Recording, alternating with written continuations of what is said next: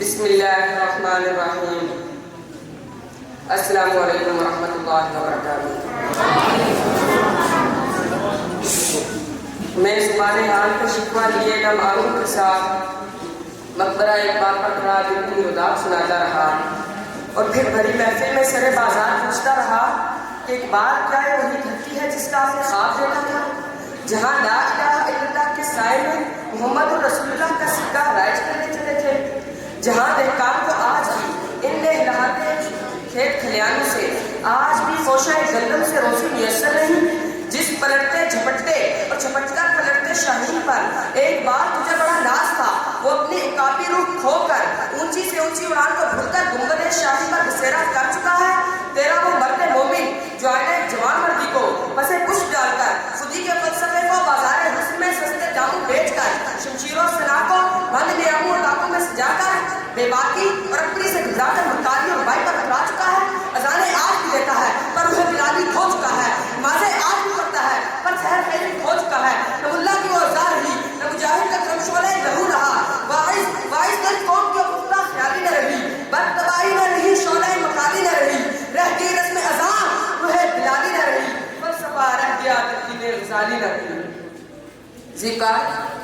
جب ظلم کی آندھیاں چلے، افلاس سے گھروں کے چراغ بجھنے لگے، معصوم خواہشات امیروں کی دہلیز پر دم توڑنے لگے، دوسروں کی عزت کے جنازہ نکالنے والے خود کو باعزت اور غیرت مند کہلوانے لگے۔ پھر ہر طرف سے شہر کی ہے کہ کوٹھی چمن کو نظر آ رہی ہے، بڑائی میں اپنی چرن جا رہی ہے، ذرا اس کے پرندے میں جا کر تو سنو، خونے غریباں کی بو آ رہی ہے، خونے غریباں کی بو آ رہی ہے۔ زیبکار یہاں بھی پوچھنے والا نہیں کیونکہ زمانے کے انداز بدلے گئے، خانہ کعبہ میں گولی چلی، قبلہ اول میں دیوار گرائی جانے لگی، لیکن یہاں بھی پوچھنے والا نہیں کیونکہ زمانے کے انداز بدلے گئے۔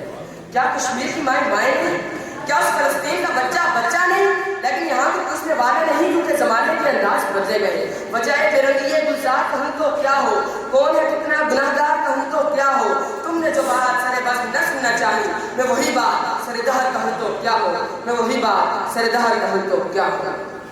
زیبکار سورج چہرہ چھپا رہا ہے، لیکن میں ان بادلوں سے کہتا ہوں کہ سورج تک میرا پیغام پہنچا دو تو اداس نہ ہونا، ناکامی کامیابی کا زینہ ہے، روج و زوال زندگی کا حصہ ہے۔ پھر میرے دل میں ایک سرسراہٹ سی اٹھتی ہے کہ ایک مرد کلندر اٹھے گا جو اقبال کے خوابوں، جناح کے نظریات اور شہدائے ازادی کی امنگوں کو لے کر میدان میں اترے گا اور یہ نعرہ لگائے گا کہ چمن کے مالی اگر بنا لے موافق اپنا اشعار اب بھی چمن سے آ سکتی ہے پلٹ کر چمن کی روٹھی بہار اب بھی وما علینا الا البلاغ۔